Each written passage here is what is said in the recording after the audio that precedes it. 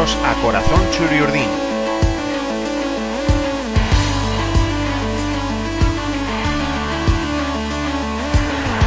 El podcast en el que escucharéis historias sobre la historia de la Real Sociedad.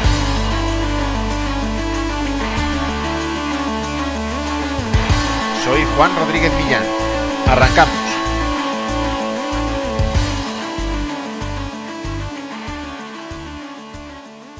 Aunque ahora parezca mentira, la Real que luchó por la Liga en la temporada 2002-2003 marcó un registro negativo que parece difícil de asimilar.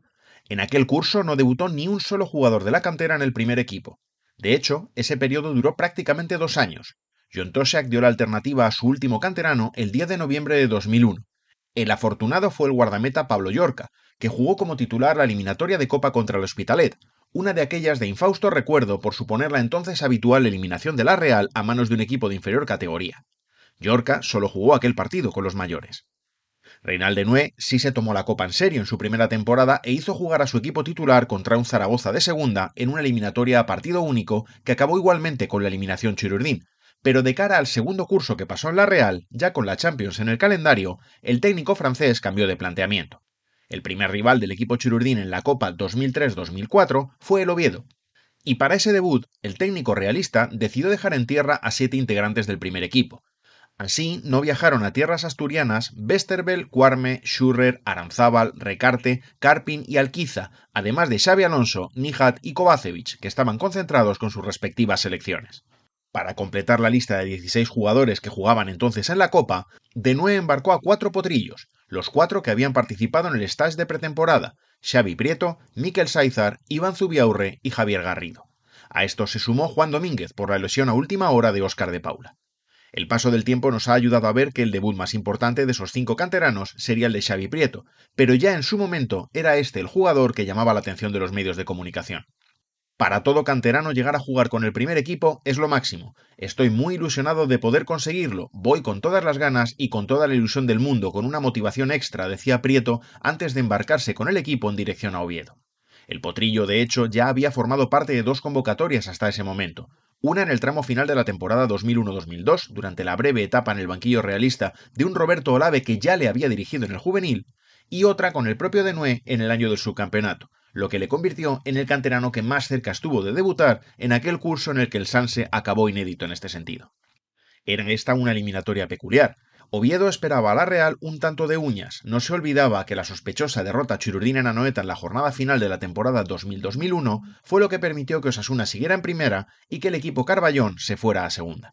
Y ahora, después de caer a segunda B en el campo y a tercera en los despachos, el equipo asturiano se había forjado a base de descartes y jóvenes. En la plantilla, por ejemplo, se encontraba un viejo conocido de la afición realista, Aitor Aldeondo. Ojalá pueda batir a Alberto y pasemos la eliminatoria, decía en la víspera. Aldeondo jugó, pero no marcó.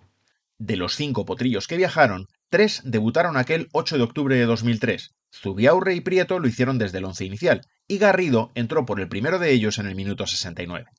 Xavi jugó el partido completo. Partido, por cierto, muy copero para la Real en aquellos años, lo cual quiere decir que no anduvo lejos de acabar en catástrofe. Aunque la primera parte fue bastante cómoda para el equipo Churiurdin, al descanso se llegó con un exiguo 0-1, gol de Barquero poco antes de la media hora. El Oviedo se fue arriba en la segunda mitad y marcó el empate pronto por medio de Granada. Denoué se acertó con los cambios y el partido volvió a caer del lado de la Real, pero el 1-2 definitivo no llegó hasta el último minuto, obra de Gabilondo. Claro que temí por el resultado, confesaba el técnico realista tras el encuentro. No pasó el partido a la historia por calidad ni por resultado, pero sí por la aparición de Prieto, destacando entre los 3 potrillos que debutaron, aunque Denoué no quiso detenerse solo en él. Es casi imposible realizar una valoración individual. Los más jóvenes han vivido una gran experiencia, han jugado muy bien, a gran nivel, han sabido sobreponerse a las adversidades. Ha sido un gran debut para ellos, el balance es muy satisfactorio, dijo. Prieto destacó, no se arrugó en ningún momento, pidió siempre el balón e incluso estuvo a punto de marcar, estrellando un balón en el palo. Normalmente suelo estar muy nervioso antes de los partidos, pero quizá porque los compañeros me ayudaron y animaron mucho, estaba muy tranquilo, confesaba Prieto al día siguiente en una entrevista concedida a Mundo Deportivo. Xavi se mostraba muy agradecido a los entrenadores que le fueron dando la alternativa y también con el jugador del que decía estar aprendiendo más, Valeri Karpin. Y expresaba un deseo. Me encantaría poder debutar en la Liga y qué decir de la Champions, pero está difícil. Y tan difícil. Jugó 14 partidos más. 1 de Copa y 13 de Liga, pero el debut europeo no le llegó hasta 10 años después, en una histórica noche en Lyon. En todo caso, esa es otra historia.